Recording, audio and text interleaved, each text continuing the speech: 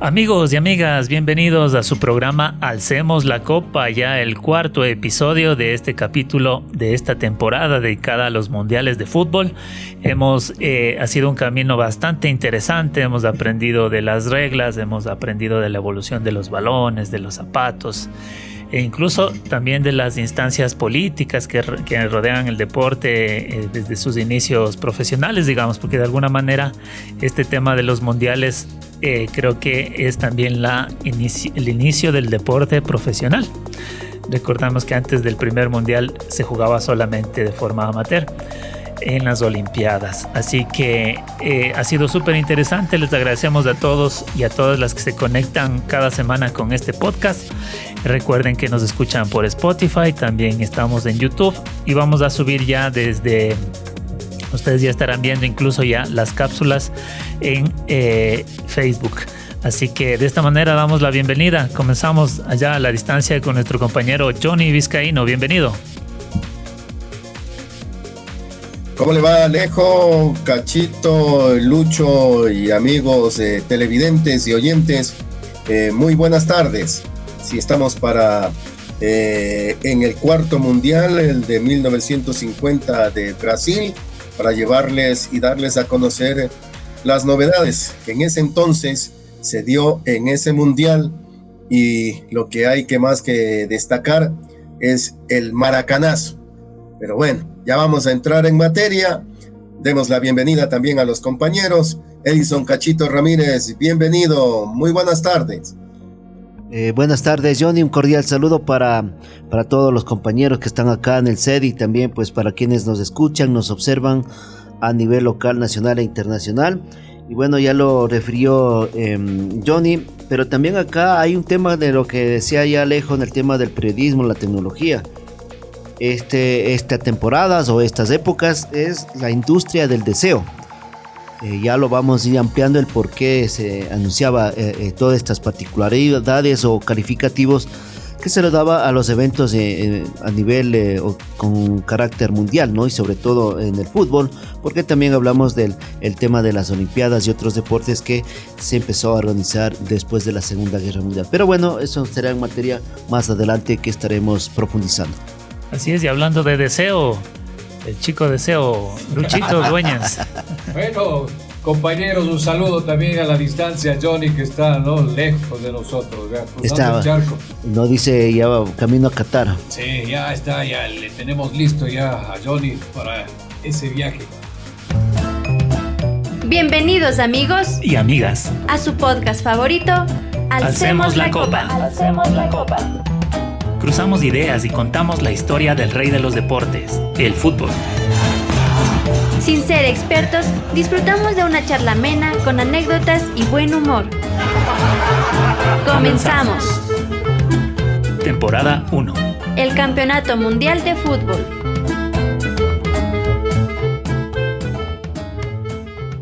Vamos a comenzar ya con el cuarto mundial, ¿no? El cuarto mundial de Brasil 1950. Si bien es cierto, cada 4 años se estaba realizando, pero no se realizó cada 4 años. Tuvo que esperarse 12 años, pasaron 12 años largos para realizar nuevamente el cuarto mundial. ¿El por qué? Bueno, ya lo decíamos, primero, segundo y tercer mundial que se realizó siempre estaban golpeando las puertas de las guerras. Guerras y guerras. La Segunda Guerra Mundial también golpeó en este tiempo y no se pudo realizar. Aquí viene una de las cosas importantes que se debe tomar en cuenta también. Si bien es cierto, ya lo decía Johnny también, ¿no? Lo deportivo una cosa, lo político siempre va a estar pendiente. Y aquí creo que ya en este cuarto mundial, creo que lo político lo llevamos todo, no solo en el deporte, sino en todo este ambiente que nos rodea. Va el ser humano vinculando a la política. Y es así, vea, que en un principio, antes de la Segunda Guerra Mundial, se estaba ya, o mejor ya se daba por hecho que Brasil era el que iba a organizar el cuarto mundial. Pero se dio la guerra, estuvieron en una guerra, pero de la segunda, estamos hablando de Segunda Guerra Mundial, en donde se movió las cosas, se movió muchas situaciones. Y cuando ya se tranquilizó o hubo ya la paz, se acabó la guerra en 1945, ya, por ahí la FIFA dijo, ¿y quién quiere organizar? Y ahí saltó Brasil como que, ¿quién quiere organizar?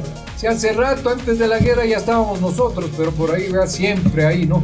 Por debajo no le querían dar a Brasil nuevamente esta situación.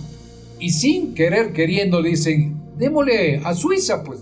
Suiza, un país económicamente poderoso, políticamente bien, un pueblo culto. Pero ¿saben por qué no le dieron a Suiza? Porque no tenía escenarios deportivos. Ese fue el gran problema que tuvo, ¿no? Y aquí viene otra vez Brasil, dice, no, pues aquí estábamos nosotros y nosotros nos tocaba el cuarto mundial. Y en una asamblea se le da al equipo brasileño la organización del cuarto mundial, dejando afuera a Alemania y también a Japón. Estos dos peleones que estuvieron vinculados con la Segunda Guerra Mundial no les dieron, o mejor dicho, les separaron de este campeonato. Castigándoles. Sí, señor, les castigaron. Y había otro que le querían castigar, fue a Italia.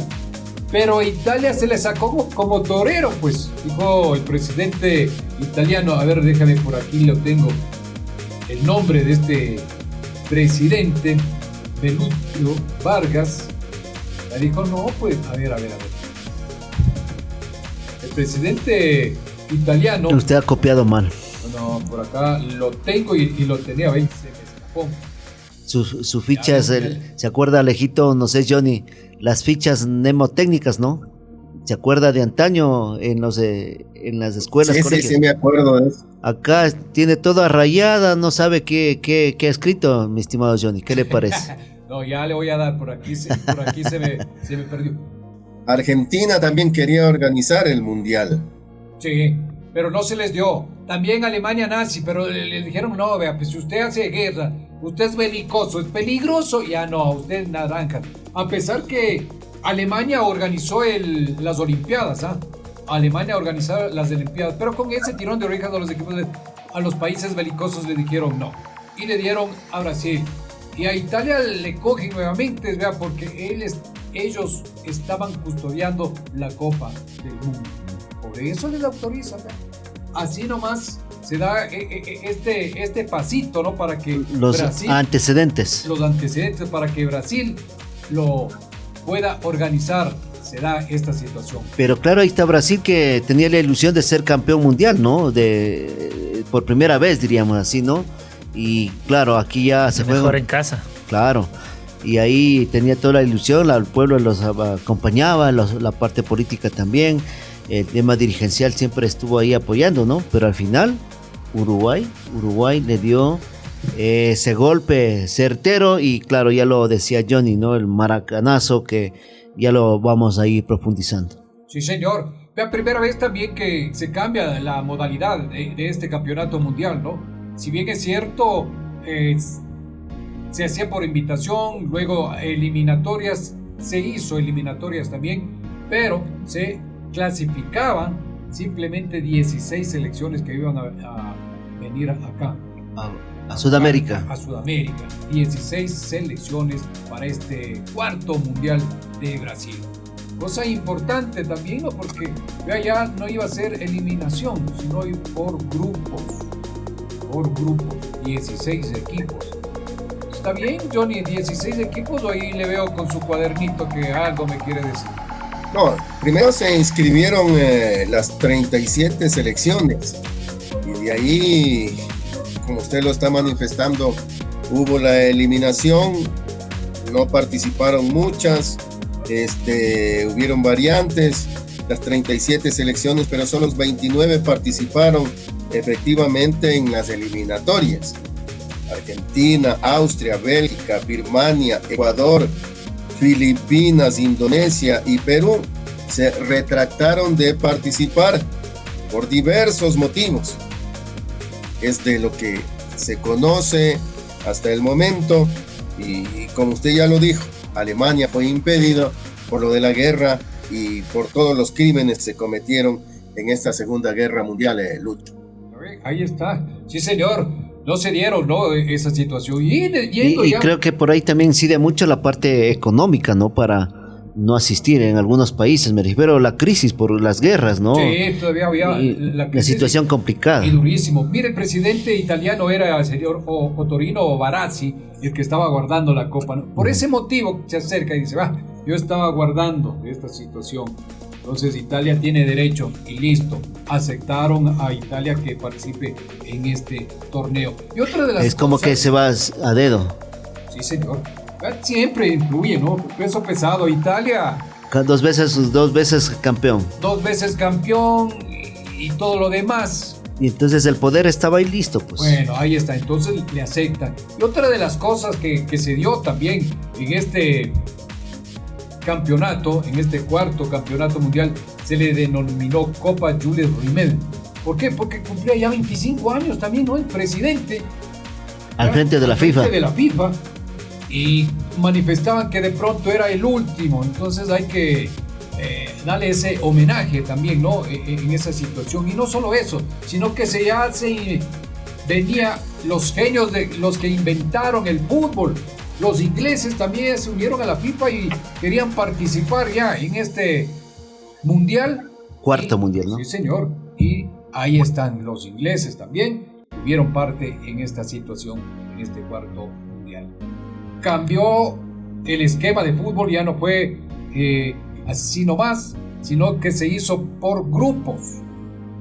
¿Y quién metió canilla para que se hagan los grupos? Brasil. Porque dijo, vean, hacemos por grupos, vamos a tener más billetes, vamos a tener más gente y va a estar el público expectante de lo que suceda. Porque desde que arrancó el primer campeonato... Además, más partidos, ¿no? Más partidos, el primer campeonato mundial, recordemos, ¿no? Que fue algo espectacular, el boom, el deporte que sigue trayendo hasta la actualidad más cantidad de gente. Se mueve el planeta, se pone de cabeza en los mundiales de fútbol. Así se dio. ¿Quiere que le cuente algo interesante? Claro, dígame. A ver. Bien, el balón del torneo, hemos ido viendo la evolución, ¿no? Para este mundial ya fue, el balón se le llamó Super Bowl Duplo T, de fabricación brasileña, siendo la primera vez que se utiliza un balón sin tiento, es decir, sin las costuras, ¿no? Sin esos hilos que cubrían un ladito de la pelota. Este invento se le atribuye a los argentinos Luis Polo, Antonio Tosolini y Juan Balbonesi, y formaban parte del fútbol sudamericano desde la década de 1940. Es decir, previo a la guerra ya en Sudamérica se jugaba con este balón. La Super Bowl brasileña perfeccionaba el modelo original, era un balón de 12 paneles con costura y pico invisibles y que se podía inflar con una válvula. Entonces vemos de ahí como este balón ya viene siendo lo más cercano a lo que actualmente conocemos. Muy parecido al balón de vóley que todavía se juega, de ecuavóley o de voleibol normal. Tenía 25 kilogramos de peso, ¿no? Así es, efectivamente, Johnny. También les voy a contar que sobre el cartel, el póster para este mundial, fue convocado un concurso para diseñar el afiche de parte de la petrolera Shell. Por primera vez no se hace esa convocatoria. Porque anteriormente era iniciativa de... Era iniciativa, ¿no? En el anterior de Italia también fue una convocatoria de concurso. De alguna manera, creo que esta vez es la primera intervención de la empresa privada para este concurso. Ganó el diseñador J. Ney. El resultado podría enmarcarse dentro del estilo surgido en la Alemania a principios de siglo, denominado Plakatstil, estilo póster, que quiere en español. Se trata de letras llamativas, simples y pregnantes, y figuras simplificadas con colores planos, como es este caso, y con una composición cuadrada y en bloques, teniendo como prioridad la importancia de la comunicación del mensaje usando distintos colores para jerarquizar la información textual. Retomando el motivo visto en Italia 1934, que se ve un conjunto de las banderas de los países participantes con un tono que denota un llamado a la unión. En contraste quizá con el póster del mundial anterior. Hasta ahora, como se ve en todos los póster y como se verá en el siguiente, el desencuadre y la representación incompleta de las figuras humanas será el tratamiento normal en las figuras de los afiches, destacándose este caso por solo mostrar la pierna de un jugador anónimo. Recordemos, en la anterior era un jugador sin rostro que pisaba el planeta, ¿no es cierto?, el globo terráqueo. En esta ocasión solamente es una pierna pateando un balón. Y en la media es donde están las banderas de los diferentes países. Participantes, exactamente. Eso es lo que les puedo contar hasta ahorita, más adelante con más datos. Bueno, eso es lo picante de esto, ¿no, Cachito y Johnny?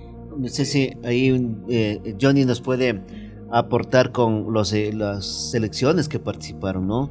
Para ir un poco referenciando de qué selecciones o qué países estuvieron presentes. Sí, Cachito.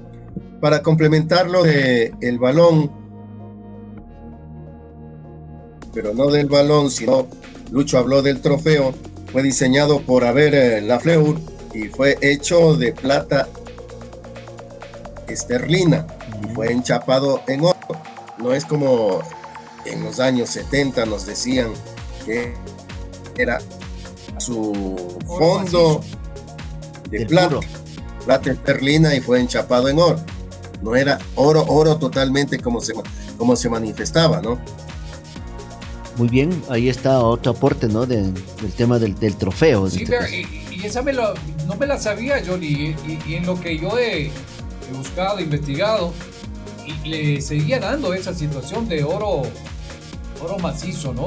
Que se robaron de las vitrinas de la Federación Brasileña de Fútbol. Oro puro. Sí, señor. Claro. Esa era la noticia, esa era lo que se... El metal precioso, tal cual era de... Pero ahora Johnny nos dice que ha sido chimbiada. Eso era lo que nos decían, ¿no? Que era oro macizo. Claro, pero bueno, el valor es más simbólico, ¿no? Es la Copa del Mundo, más que el oro del que pesa. Sí, señor, vea, eso era algo importantísimo que hasta el momento la gente que está vinculada con el fútbol, ¿no? se ha metido en la cabeza y se perdió esa situación y nadie sabe. Claro. Y mire lo que decía del balón y estos otros aportes de este deporte, el fútbol y sobre todo el mundial. Ahí viene la industria del deseo. O sea, aportando lo que decía Alejo del tema del cartel, es una forma de comunicar, ¿no? De atraer, de invitar, de que la gente le guste este deporte y que la gente compre. Y en el caso del balón es eso, o sea, qué bonito ese balón o los calificativos o adjetivaciones que se da. Entonces dicen, vamos a comprar. Pues es como la actualidad, ¿no? Los balones que tenemos de las diferentes marcas. Y en la mejor marca dice ese balón quiero, o sea, para niños, jóvenes o quienes practican este deporte. Entonces esa es una forma de la que ya se iba trabajando en los inicios de los mundiales y de los otros eventos a nivel internacional, que justamente empezó a trabajarse bajo esto, o sea, del deseo, de la motivación especial para que la gente compre, adquiera todo este tipo de artículos en estos mundiales. Y ya iremos profundizando también otras situaciones que se van dando a través de... Claro, es que ¿cuál es el mejor balón? El que se juega en el mundial, pues. Sí, señor. Claro. La marca es la que... Así como serán los zapatos, los uniformes, poco a poco. Claro, no sé si Johnny en esa época... ¿Fabricaba usted los balones, Johnny? No, todavía no nací, había leído, he visto videos nada más, pero sí, la tecnología también en lo que es cuestión de balones, cómo ha progresado, ¿no? Claro. Usted se acuerda que acá en el Ecuador, no es por hacer publicidad, habían los balones Soria, habían otros balones Zambrano, pero cuero, pues que para cabecearlo, y si llovía tenía que ser bien macho para meter la frente, porque no era pues como es ahora ese plástico que para la lluvia resbala nomás el agua, pero en ese tiempo cuero, ya como madera, ¿sí o no, Lucho Dueñas, tú que jugaste en esos años. Ahí te la sacaste bien sacado, Johnny. Bueno, otra de... Oye, pero ese es del cuero propio nuestro, ¿no? Sí, no, por lo general casi se le hacía de eso, ¿no? Ese material es cuero. Claro, es como los famosos zapatos pichurca. Eso ya, con cuero, ya de veras. ¿Usted sí se puso los pichurca o no? Ve, yo le dije en la primera, yo tengo 4 pupos que me han quedado de esos. ¿Que era con suela? Sí, cuando era yo más guapo todavía, ¿no? Un bebé. Me hizo mi abuelo, en paz descanse, ¿ve? No tiene espejo en la casa. Oye, hay coincidencia, ¿no? Ese tipo de zapatos, mi abuelo también, que en paz descanse, me los regaló. Ya, usted ya todo quiere copiar. Ya, ahí está. Sino que para no quedarme atrás, pues, porque ya usted copió, ya... Pues es copió. Pero yo sí tengo, ¿ve? Ya 56 años tiene... Pero había el otro zapato pichurca también, no sé, el más blando que había con tela y caucho. No sé si llegó eso a observar, utilizar quizás Johnny en esa época. Los otros pichurcas, ya no el de suela, sino había otro de caucho con tela. No. Diseño. No, esos zapatos no. La pelota sí la vi, digamos, del Balón Soria, ¿no? Que todavía era de cuero acá en nuestro país. En los años 60 todavía no había la tecnología como ha ido avanzando en los balones, pero todavía era de cuero, era con el Bleris, lo que decíamos del poncho para tapar el orificio donde se ponía el aire para el Bleris. Eso sí los vi, eso sí conocí. Era como... Y de lejos nomás vi los pichurcas. Es como los diseños de los zapatos kit o las zapatillas kit, ¿se acuerdan? ¿Se acuerdan más o menos? En la parte, digamos, del empeine es de tela. Y la planta, o la plantilla era de caucho. Y entonces, muy bonito el diseño. Pero ese ya es después, pues ya es después. Claro, o sea... Estamos en el no digo los avances. Pero vean, aprovechando que estamos hablando de zapatos. Claro. Entonces, una anécdota muy importante en este mundial. Sucede que en Asia, en las clasificatorias, en las eliminatorias, abandona Birmania, Filipinas e Indonesia. Y queda la India como el único competidor de Asia. ¿Sí? Así que se le permitió clasificarse automáticamente para la Copa Mundial, es decir, sin jugar las eliminatorias. En la previa al torneo realizó una gira por países vecinos para preparar a su equipo. En los partidos disputados contra Singapur, Sri Lanka, Malasia y Hong Kong, sus jugadores se destacaron a pesar de jugar siempre sin el equipamiento completo, es decir, India jugaba sin zapatos. En los días de que cuando los equipos ya comenzaron a llegar a Brasil, la FIFA le advirtió, le dijo, a ver, está chévere, pero aquí todos juegan con zapatos. Así que llegaron. A pesar de esto, ellos mantenían y querían seguir jugando sin zapatos porque ponerles zapatos era prácticamente incapacitarles, pues es ponerles un obstáculo para que jueguen bien. Así que como el equipo indio, como el equipo indio ya se encontraba oficialmente clasificado al campeonato y tenía su lugar designado en el grupo 4 junto a Bolivia y Uruguay, aquel grupo quedó integrado solamente por 2 selecciones sudamericanas, Bolivia y Uruguay obviamente. Además, India se sumó a Escocia y Turquía como las 3 selecciones ya clasificadas que abandonaron el mundial antes de que se iniciara. Tras renunciar a la Copa del Mundo, y ahí viene una anécdota ya fuera de la Copa del Mundo, India decidió mantener su estilo de juego. Solamente usaban vendas en los pies, protegiendo el tobillo, el talón y las canillas, ¿no?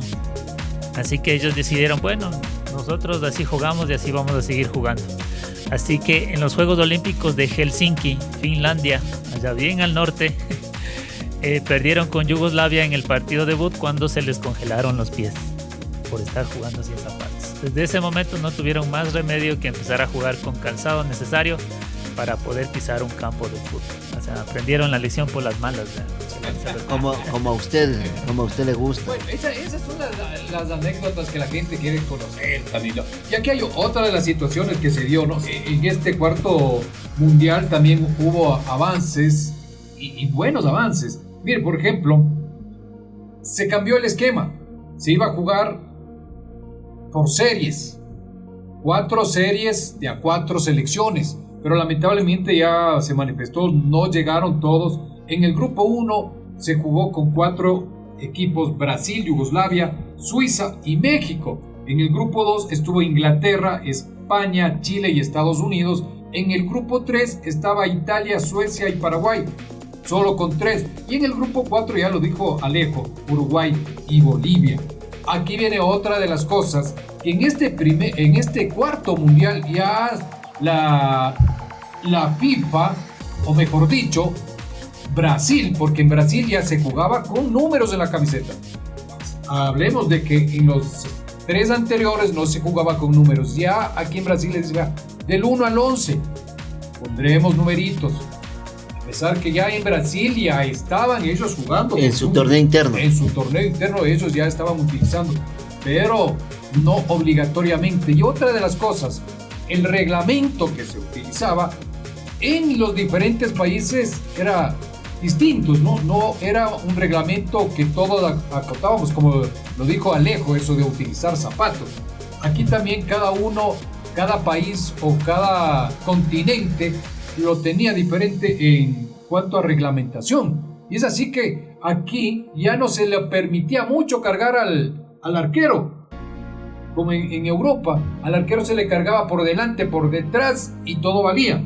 Ya poco a poco eso teníamos que ir normando, decían, y poniendo en un solo reglamento. Así comienza este cuarto mundial, vea, con cosas diferentes, normando, con cosas agradables también a la vez. Y ya se lo dijo, ¿no? 7 selecciones sudamericanas participaron y 6 europeas. Así es que las cosas también se le denominó a este mundial Maracanazo. Por la final, ¿no? En la cual pues ya lo vamos a analizar. Complementemos esa información que usted da. Usted ya da los grupos. ¿Por qué no damos a conocer también las sedes, los estadios? Tengo Belo Horizonte, que tenía como estadio el denominado Independencia para 25,000 espectadores. El de Curitiba con el estadio Durival de Brito y Silva para 12,000 espectadores. El de Porto Alegre se llamaba Estadio Eucaliptos para 7,000 espectadores. En Recife, el estadio se denominaba Ilha do Retiro, 60,000 espectadores. El de Río de Janeiro, donde se jugó la final, el Maracaná, de 220,000 espectadores. Y el de Sao Paulo, el estadio do Pacaembu, de 45,000 espectadores. Eran la capacidad que tenían esos escenarios deportivos para esta fase y la clasificatoria, que fueron solo 13 equipos que llegaron a esa fase final y que usted ya dio a conocer en los grupos. Déjeme y permítanme sobre las curiosidades que daba Lucho para no irnos del hilo de ese tema. Bolivia se retiró del mundial después de haber jugado el primer partido, donde recibió 8 goles de Uruguay, y por primera vez, como ya lo dijo Lucho, ya se pusieron los números en las camisetas de acuerdo a la posición que tenía el jugador en la cancha. 4 equipos pasaron al cuadrangular final. Y Uruguay marca 15 goles solo con 2 partidos menos jugados que el resto. Y ahí es lo que yo no entiendo, cómo es que quedó campeón si ya no hubo partido final. Argentina no participó, ya lo habíamos dicho, no porque no estaba de acuerdo, sino que tenía diferencias irreconciliables con Brasil, no sabemos cuáles. Hubieron 2 jugadores suecos que fueron los únicos que participaron en el Mundial de 1938, es decir, estuvieron antes y después de la Segunda Guerra Mundial. Brasil, al perder el Mundial, no sé si usted tiene ahí en sus datos, decidió cambiar el uniforme porque ellos jugaban con camiseta blanca. Y después de haber perdido la final o el partido con Uruguay, recién llegan a la camiseta amarilla con verde. No sé si tiene usted otros datos, Lucho, para no quitarle el protagonismo, porque yo tengo acá más datos. Le cedo la palabra, señor Dueñas. Siempre agrandado, ¿no? Siempre agrandado, eso es lo bueno, John. No, mira, otra de las cosas que también, si bien es cierto, Johnny, dice que ya esta situación se dio, ¿no? Con los equipos, es que aquí no había la final. ¿Por qué? Porque se iba a jugar un cuadrangular y el que mayor puntaje hacía, ese era el campeón. Pero las circunstancias que se dan en esto es que el último partido tenía que enfrentarse Brasil y Uruguay. O sea, en los partidos que gana, ¿no? El equipo de Brasil va ganando a México 4-0, le gana a Yugoslavia, empata con Suiza 2-2. O sea, era ultra favorito Brasil le gana a Yugoslavia 2-0. Lo mismo hace la selección de Uruguay, que ya lo dijo Johnny, un partido y pasa rectito, le gana a Bolivia. Y esas son las situaciones, porque cada grupo quedaba el campeón para el cuadrangular. Entonces, en el grupo 1, el campeón fue Brasil, en el grupo 2 fue el equipo de España, en el grupo 3 fue el equipo de Italia y en el grupo 4 Uruguay. Ya, al cuadrangular final nos metemos, Johnnycito, en donde ahí sí las papas quemaban, dice, ¿no? Y eso es lo que decíamos, ¿no? En esta situación ya, en este cuadrangular final. Vea, Brasil juega 2 partidos también. Brasil frente a Suecia le pone 7-1. Brasil-España le pone 6-1. Brasil favorito. Y le faltaba con Uruguay. ¿Y qué hace Uruguay? Uruguay empata con España 2-2. Uruguay le gana a Suiza, que era también una de las selecciones favoritas, ¿no, Johnny? Porque Suiza era el campeón olímpico que se realizó en Alemania, con equipo amateur. Una de las cosas, Johnny, creo que por aquí nos estábamos saltando, y no sé si tienes tú también, la única selección que vino desmotivada era la selección italiana, porque antes de venir acá, un año anterior, tuvo un accidente aviatorio también el equipo esa se me perdió, lo teníamos en el equipo. El Torino. Sí, señor. Se le fue el avión. El equipo del Torino era la base de la selección italiana. Eso, gracias, Johnny. No, esto está aprendido. Torino. Y ahí se mueren 11 jugadores, 10 eran seleccionados. Y el capitán de la selección italiana, Valentino Mazzola, que era 3 veces ya seleccionado, estuvo en el primero, segundo, el tercero y en el cuarto 4 veces, estuvo ya. Dijo, vea, a un avión no nos subimos los italianos, se vinieron en barco, 2 semanas en barco, dése cuenta, y se quedan, ya llegan ellos cansados, ¿no? Los italianos, pero anímicamente ya no era esa selección que esperaba ver el hincha, el aficionado brasileño. Lamentablemente, ya tuvieron esa situación y una precisión nomás del técnico Musso. Sí, señor. Solo 3 mundiales. Recuerde que el primero no quisieron ir. Él no quiso ir, sí. Ajá. Señor.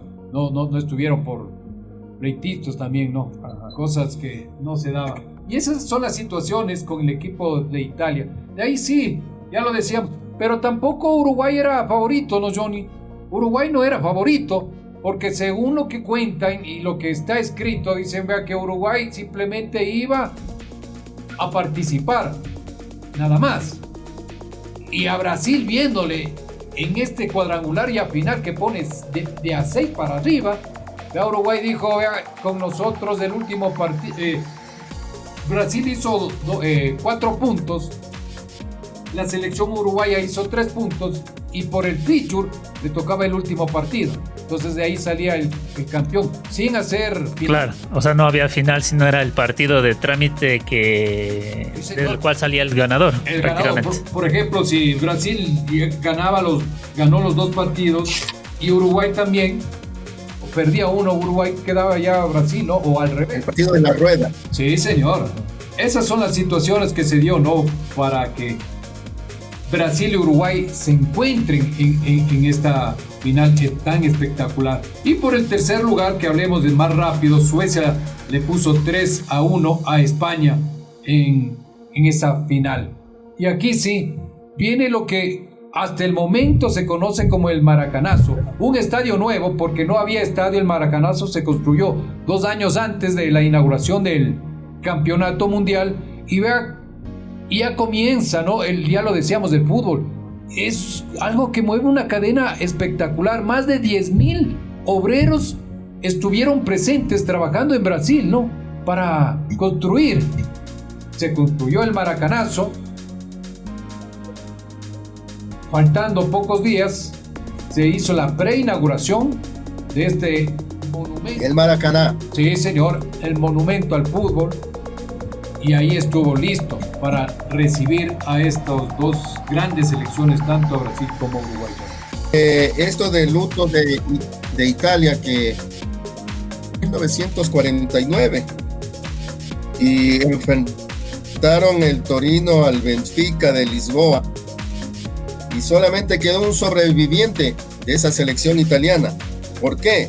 Porque ese jugador que no murió se lesionó y no viajó. Entonces él se salvó de sufrir ese accidente por la lesión. Él no falleció y no estuvo en el avión que se estrelló contra una colina ya cerca de Turín, donde iba a aterrizar dicho avión.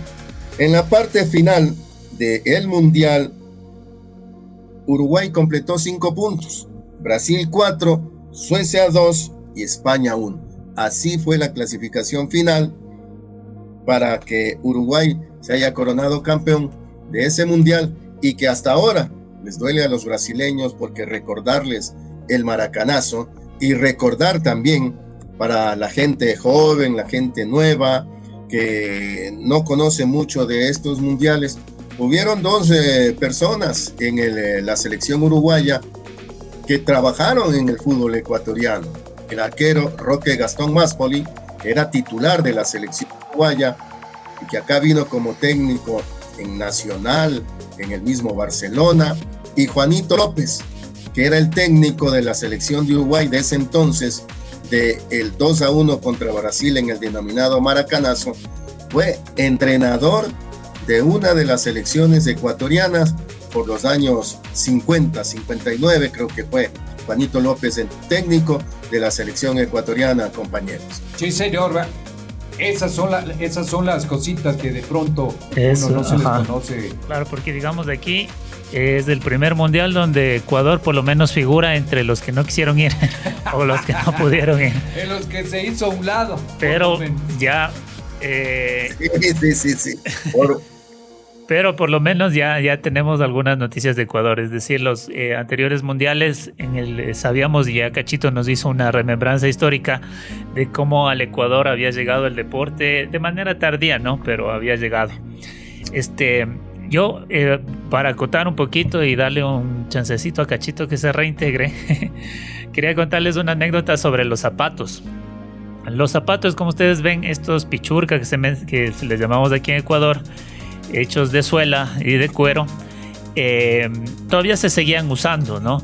Pero ya en 1936 se comenzaron, en las Olimpiadas de Alemania, se comenzaron a usar unos zapatos que de origen alemán, por supuesto, que eran fabricados por 2 hermanos, que eran Adolfo Dassler y Rudolf Dassler, quienes fabricaban estos zapatos que ya se parecen más a los modelos actuales. Ya el botín no estaba tan alto, ya a pesar de que todavía era de cuero, pero la suela ya tenía caucho y los pupos ya no eran intercambiables, o eran intercambiables, pero su suela era ya de caucho, ¿ya? Entonces Adolf le decían Adi y su apellido era Dassler, entonces de ahí sale Adidas. Así que su hermano Rudolf se separó luego de la empresa Adidas y creó la competidora Puma. Y fueron estas dos marcas de origen alemán quienes empezaron a comercializar los zapatos deportivos con mejor tecnología, poco a poco ya quitando el cuero, poco a poco quitando la suela, y poniendo en algunos casos peroles de hierro para aguantar más el agarre en las tierras, en el césped de las canchas. Entonces, para, digamos, si los zapatos modernos, como los conocemos, tienen un origen alemán a raíz de las Olimpiadas de 1936. No se usaron oficialmente en este torneo en 1950, es decir, cada jugador o cada equipo utilizaba los zapatos que les tuvieran a disponibilidad a sus recursos, pero vamos a ver cómo ya en los siguientes mundiales se van ya uniformalizando en este tema. Estos zapatos ya existían, pero recién en 1954, 4 años después, en el siguiente mundial, van a ser ya popularizados y usados por todos. Digamos que este mundial hubo variedad de zapatos, entre los más antiguitos a los más modernos, de este estilo alemán, de Adidas y de Puma. Eso nomás. Sí, señor, vea. Pero vamos al meollo del asunto, ¿no, Johnny? Y ya está Cachito otra vez, vea, les llamaron. Gente, las deudas. Sí. Cachito, ya 3 meses que no pagan. Dice, sí, es Cachito. Así es que ya lo van conociendo. Otra de las cosas que más no se olvida el mundo futbolero de este mundial es que tuvo anécdotas, pero espectaculares, ¿no?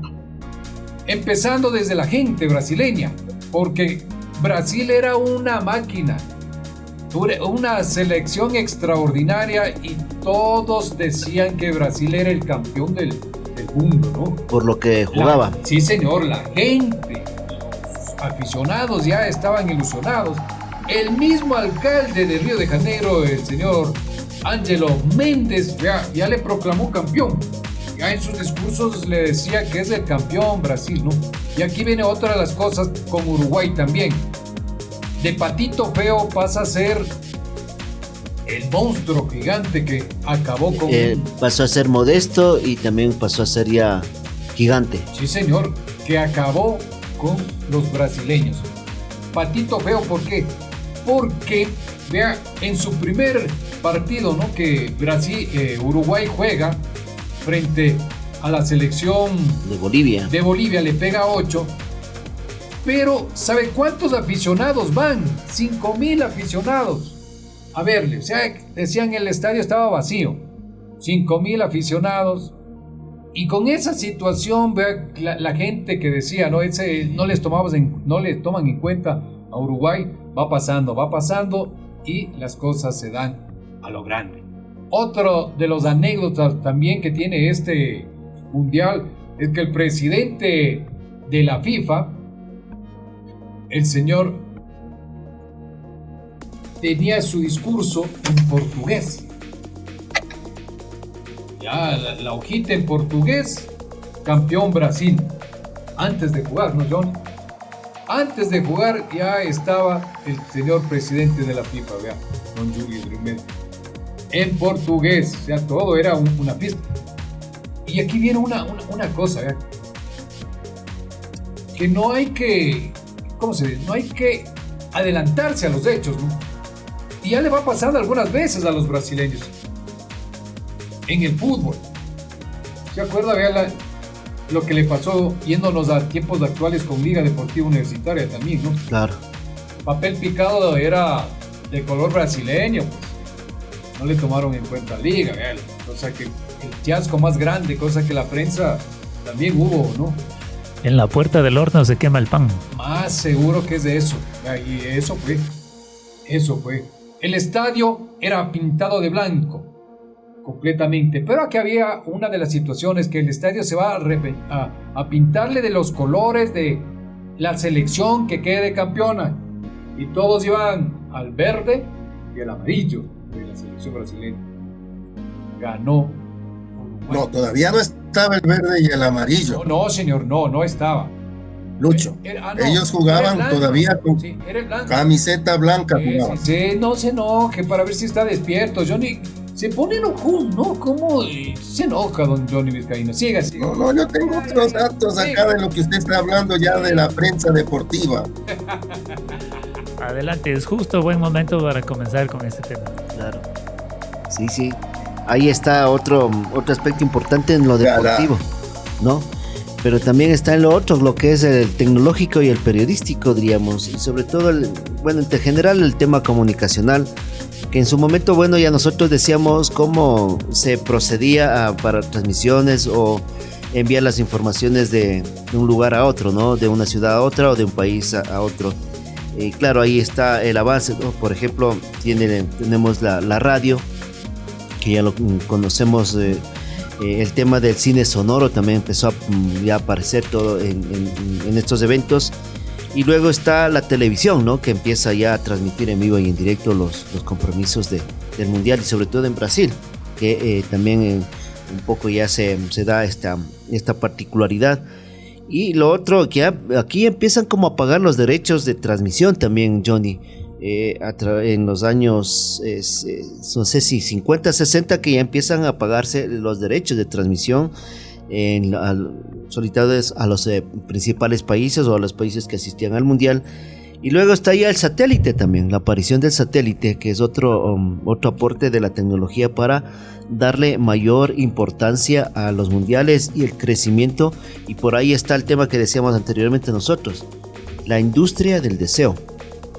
Entonces aquí está varias particularidades, diríamos, ¿no? Y aportes de la tecnología. Y en este caso hablemos de medios, la radio, la televisión, también la prensa, medios impresos, y ahora el satélite, que fueron dando ese aporte para que la globalidad se dé en el mundial.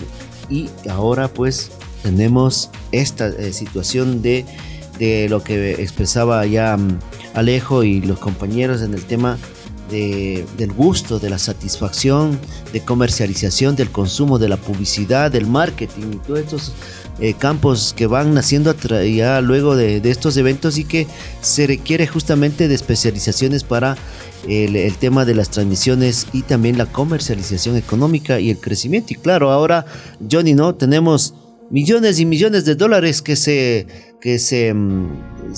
da en el entorno de un mundial, y los premios económicos para cada selección también son muy significativos. Y esto es parte de toda esta riqueza tecnológica comunicacional que va creciendo en cada uno de los mundiales. En estas particularidades, no sé si algo más tiene Johnny para ir compartiendo con nuestros amigos oyentes y televidentes. Así es, Cachito. En ese tiempo, hablando de las transmisiones de radio, todo se lo hacía por onda corta. Todavía habían las cadenas, o empezaban las cadenas de diferentes emisoras, porque el tema era que no iba directa la información, sino que por onda corta, digamos, una emisora que estaba en Río de Janeiro transmitiendo, y más allá en Curitiba, pongamos, otra en Uruguay, y así se iban encadenando para que llegue la información en vivo. Y producto de esto, de la información en vivo, hay una anécdota dentro del periodismo deportivo inglés, que los inventores del fútbol, los ingleses, participaron en este mundial, pero sufrieron la humillación más grande que han tenido en un partido de fútbol. En ese entonces, si ellos eran los inventores del fútbol, enfrentar a Estados Unidos, toda la prensa daba por descontado que Inglaterra le ganaba a Estados Unidos. Pero lamentablemente, al final de los 90 minutos, Estados Unidos le derrota a Inglaterra por 1-0. Pero en Inglaterra, algunos diarios o algunos periodistas no creyeron sobre el resultado, suponiendo que había un error en la información, en el tipeo, en los periódicos de la información, y titularon que los ingleses habían ganado el partido a Estados Unidos por 10-1. Vean cómo también la prensa tiene que ver mucho en la información, en la comunicación. Estados Unidos en ese entonces le gana 1-0, pero los ingleses, no sé si pensando porque eran los inventores del fútbol y que Estados Unidos todavía nada, como ahora ya no es que sea una potencia, pero va camino a eso. Le ponen en los periódicos que hubo un error cuando armaron los periódicos y le pusieron que Inglaterra había ganado 10-1. Vean. Así fue. En esos tiempos también la información de la prensa que no se confiaban, no había cómo confiar mucho porque la información todavía no era directa, era en vivo, sí, pero con onda corta iban enlazándose en país las emisoras. Era como para jugar al que teléfono llegue a dañado. todo el mundo lo que fue el Mundial de 1950. Vea, y ¿cómo me dijo Alejo? Jugar al teléfono dañado. Pasar de voz en voz, de boca en boca. Claro, sí. Sí, de boca en boca. Y en ese tiempo, los brasileños, como lo decía Lucho, ya se creían los campeones del mundo y eso les ha costado mucho a los brasileños. Ya, el periódico Jornal dos Sports, que circulaba, el único periódico en Brasil que circulaba todos los días, ponía las noticias al día y que ya Brasil a lo mejor ya no tenía ni que para qué presentarse porque iban a ser los campeones. Y no siempre otro periódico, Esporte Ilustrado, salía a la venta solo los días jueves en Río de Janeiro. Ya llegaba con la información un poquito ya mejor acomodada. Y había otro periódico, Mundo Esportivo, que salía solo los días viernes. Todavía los medios de comunicación no estaban totalmente estabilizados. Y algo que hay que anotar, y para los nuevos que escuchan sobre los mundiales, se dice que en Brasil hubieron solo 3 personas que han callado el Maracaná. Uno fue Frank Sinatra, otro el Papa Juan Pablo II, y el otro dijo, fui yo. Pero eso lo dijo Giglia, el que marcó el segundo gol para quedar campeón y derrotar a Brasil, y que hasta ahora se recuerde el maracanazo. Y de paso decir que un 16 de julio Giglia se fue de este mundo hace algunos años atrás. Alcides Giglia, el que hizo callar al maracanazo, ¿no? Sí, Quiso llorar.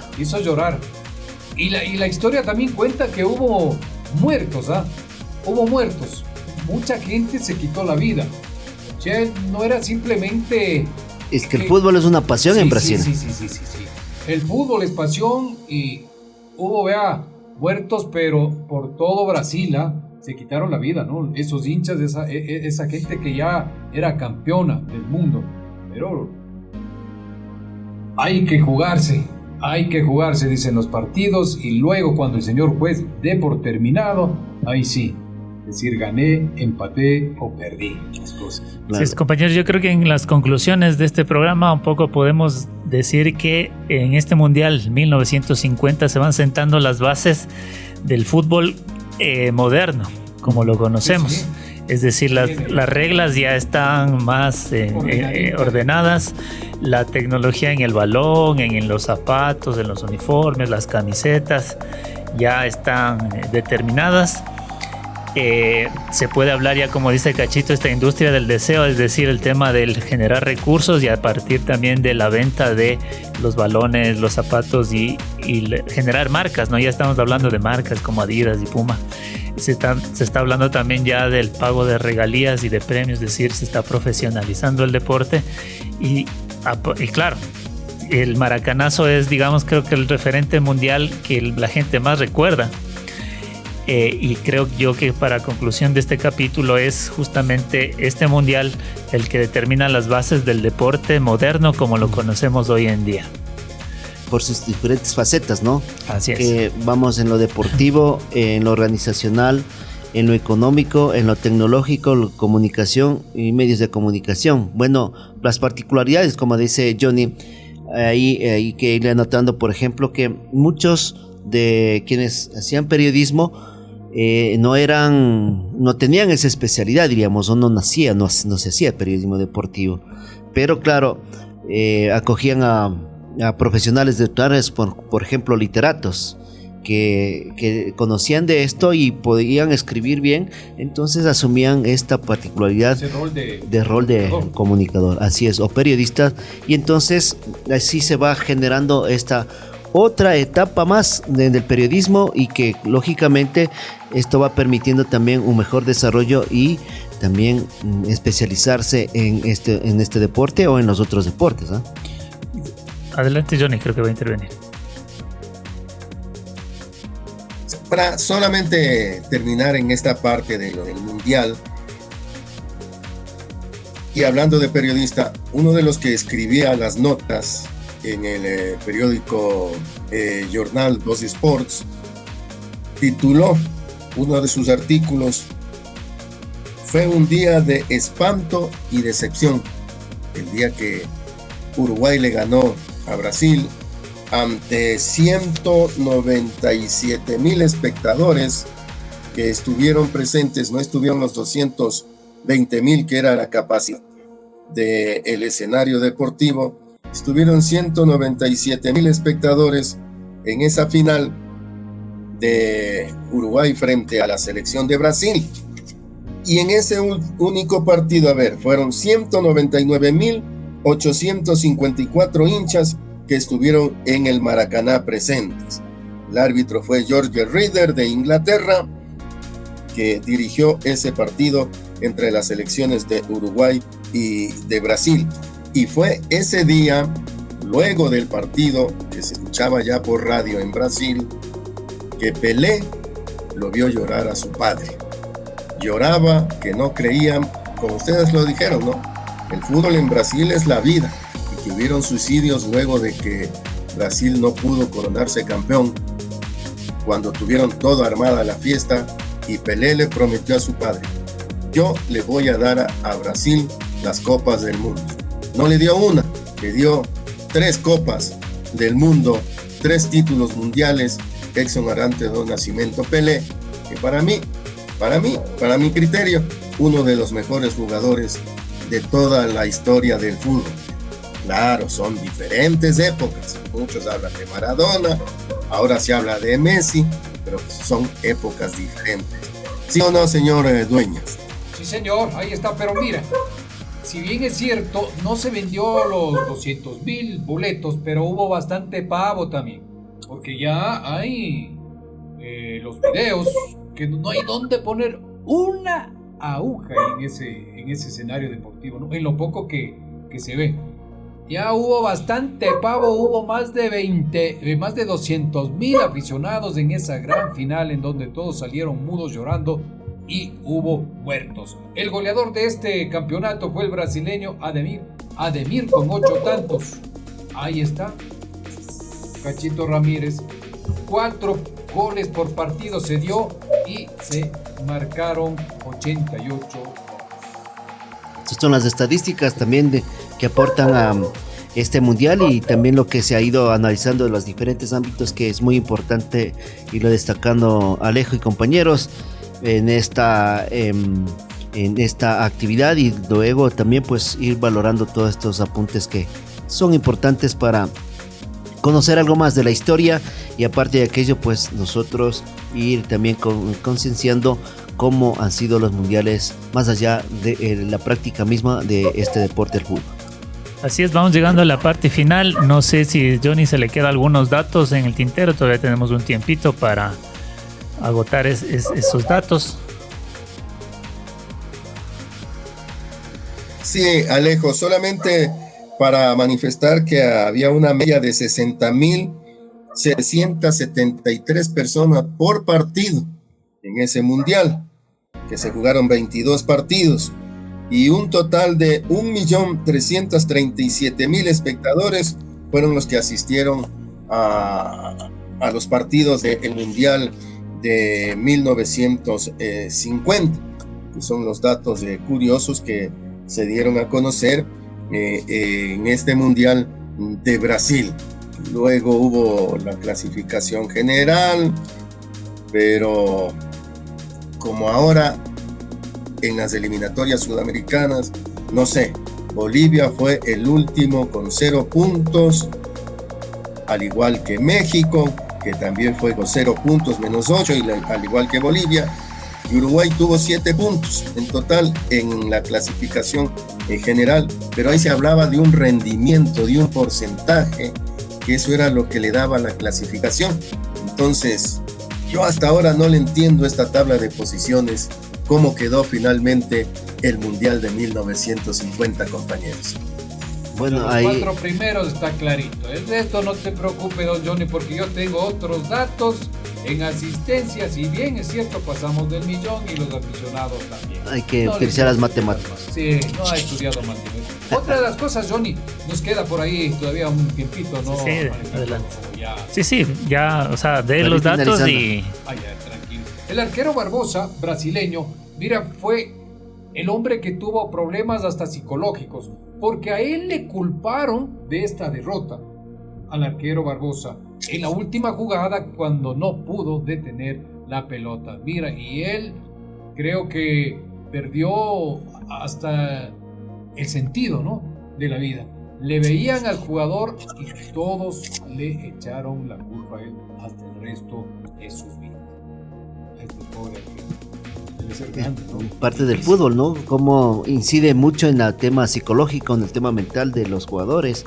La pasión, que reitero, este aspecto especial que conlleva más allá de las fronteras, de comprender el hecho particular de cómo uno le gusta una actividad como esta del fútbol, que se profundice, que se adentra, y en sus pensamientos cuando uno actúa, pues el dolor de la derrota es tremendo cuando no se sabe controlar, ¿no? En el tema de personalidad, en la parte psicológica, y esto influye muchísimo. Y claro, en esa época, imagínense qué situación tan complicada para los jugadores de Brasil, sobre todo, y un jugador que tenga incidencia en un resultado, mucho peor todavía.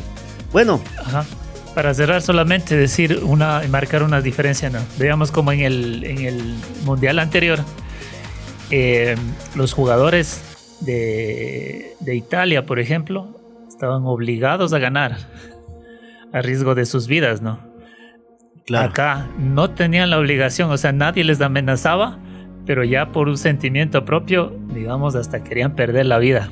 Y perdieron. ¿No es cierto? Entonces vemos ahí como los matices del fútbol, ¿no? Entre el mundial anterior y el de ahora. Por eso es el fenómeno social, el fútbol, ¿no? Es un fenómeno social. El rey de los deportes se llama el fútbol. Bien, de esta manera hemos llegado a la parte final en este cuarto episodio de Alcemos la Copa. Queremos agradecer a todas las compañeras y todos los compañeros que siguen en sintonía hasta el final, aprendiendo junto a nosotros, porque nosotros también aprendemos cuando investigamos. Ha sido bastante enriquecedor estos episodios. Queremos pedirles que nos apoyen compartiendo estos videos en YouTube, los que van a ver en Facebook. También escúchenos en Spotify. Suscríbanse, compartan, pero también nos pueden encontrar en Patreon. Si ustedes opinan que este contenido es valioso para ustedes y quieren hacer un aporte para que nosotros sigamos construyendo este medio de comunicación, les agradecemos. En la parte final, la despedida, empecemos ahora por Luchito Dueñas. Bueno, agradecerle a todos los amigos. Estaremos la próxima semana con el quinto mundial Alcemos la Copa. Tony, Cachito Ramírez, señor director, hasta la próxima. Cachito Ramírez. Gracias, y bueno, también pues ser parte de esta vivencia que es tan importante. Seguimos aprendiendo en todo momento con esta riqueza que nos da el mundial y también sus aportes dentro de las otras áreas que tiene el entorno a este deporte. Así que la satisfacción y el agradecimiento a quienes nos han acompañado en la mesa de trabajo de esta programación. Y desde la virtualidad les damos paso a Johnny Vizcaíno para la despedida. Creo que gracias Alejo, gracias Cachito, gracias a Lucho Dueñas, a los amigos televidentes y oyentes. Esperamos, como le dijo Alejo, nosotros también vamos aprendiendo con la investigación de estos mundiales, porque todavía no los vivíamos, Ya vendrá el próximo, el de 1954, que fue el de Suiza, y que esperamos seguirles dando datos hasta cuando llegue el de Qatar, para que todos los amigos, oyentes, televidentes de Taki Deportivo estén al tanto de algo, de lo más destacado, de lo que hay que resaltar más de cada uno de los mundiales. Esperamos nuevamente la próxima semana tener la sintonía de todos ustedes. Eso ha sido todo por hoy. Mi nombre es Alejandro Alvarado en los controles y en la moderación. Agradecerles nuevamente y recuerden compartir y comentar.